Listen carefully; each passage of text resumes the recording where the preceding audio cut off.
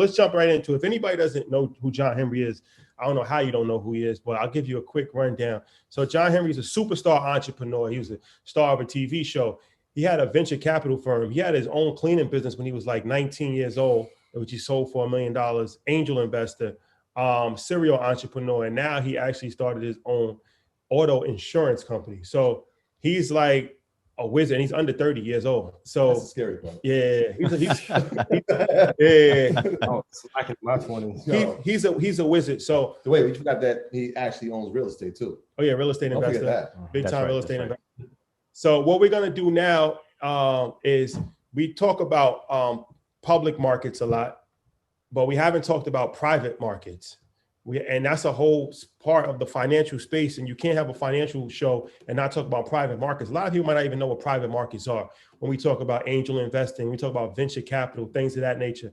So I want to have that conversation. I also want to have the insurance conversation. So let's jump right into it. Let's jump right into it, my good brother. VC, right? Venture capital. So you were on both sides of venture capital. You were part of a venture capital firm, Harlem Capital, and now you actually received money from venture capital. So you was actually giving out venture capital at one point. Now you have a company where you're actually getting venture capital. So I want to start with, a lot of people might have businesses and they approach even us all the time like, hey, do you know any VC people? I got $1 million idea. I want to pitch it to them, but they don't know the proper process. So what is the process to get venture capital funding? Copy. Okay, awesome. Yeah, no, it's a great conversation. Let's talk about the private markets. It's very connected to the public markets. A lot of the legacy company, any company that you can buy and sell now, and I appreciate that you guys are constantly breaking down the public marketplace. It gives me like whiplash just following the movement. So I don't have a whole lot of money in the public markets. But any company that was public was at once private, right? Before you are valuable enough such that a bank would underwrite you and bring you to the public in the form of an initial public offering. You have had traversed an entire journey in the private markets.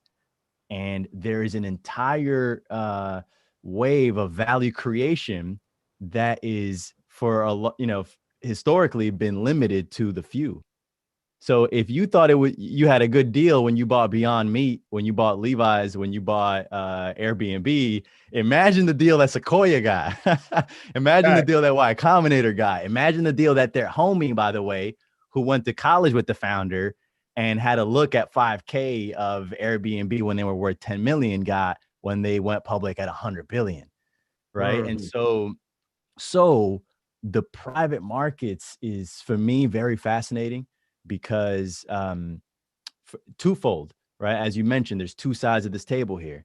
It's, hey, can you be a good scout of talent? And unlike in the public markets, you have to elbow your way into conversations, rooms, and you have to have two levels of skill. You have to, one, be able to dynamically spot when you think the team is right, when you think that the opportunity is right, and when you think that the timing is right.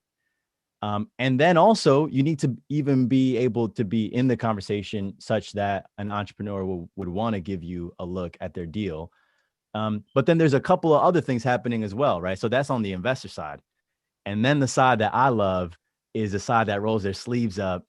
And like, one thing I just want to say too, there is an ungodly amount of emphasis placed on the investor these days. The VC, how can I pitch a VC? But like, the VC ain't doing shit, right? Yeah. The founders rolling their sleeves up, creating values, making judgment calls every day, hiring, firing, busting ass, selling, onboarding, building product, evangelizing. The founder, in my opinion, is really the hero, the creator of value. And I think that culturally, somewhere along the line, probably because of TechCrunch and Fast Company place so much emphasis on the investor, we forgot to view the founder as a hero, right? And so those are the two sides of the table going on. It's the founder being bullish on a vision, stubborn on a vision, obsessed with the vision, mobilizing a team around it, and eventually you bring investors into your orbit. And if you're fortunate, like we were at Loop, you can get a little bit of capital, and then you effectively you have your swing at it. So that's what's going on in the private markets. I really love it because it's interlinked to the public markets in a new way and more intimate way than ever before, because a lot of the public companies that are making the biggest waves are all venture funded. You have Robinhood making a splash. Clubhouse will go public, guaranteed. WeWork recently filed for IPO via SPAC. I'm not sure if you guys talked about SPACs. I think it's the craziest racket. But there's a lot of companies now that via a traditional IPO or a SPAC, which is effectively like a way to bypass the traditional IPO diligence requirements and still make it to the public markets. Venture capital is seeing the biggest wave of liquidity that we've ever seen in the industry. So all these investors that had their money tied up in all these bets, they're making money. And guess what? Guess who's not making money? Us, because we never had to look at the deal. So that bugs me, right? Because the majority of the people that made dough and had a look at these companies, came from a handful of zip codes in the Valley. And so Harlem Capital sought to change that and diversify how a capital manager looks like and what we look like. And then we're changing that as founders as well, stepping up to the plate and swinging big. Quick question for you. When you were looking to distribute capital, what are some of the traits that you were looking for in the entrepreneur that would be an easy, hell yes, I need this company? For me, I look at a founder, I look at economic moats, competitive advantage, but what are some of the things you were looking for when you were like, we have to get this deal pushed through in 2 or 3 weeks? Yeah, that's a good question. I think people always look for like a easy summary of tips, but the thing that makes venture a lot more difficult is in the public market, you can base your investment based on the past, right? So you evaluate your investment based on historicals. In venture, you often have no historicals. So it's not about getting a good deal on the past. It's about getting a good discount on the future. And you tell me how you go about summing that up. Sometimes it is because the founder is an X factor. Sometimes it's because you're just like, whoa, this person is incredible. Other times you're just like, whoa, the timing for this thing just kind of makes sense right now. And other times you're not completely sure. And there's a thin line between, brilliant and kind of crazy. My graduates from my school being Forbes, bag drop. Bag drop. A mic drop, bag drop. Bag drop.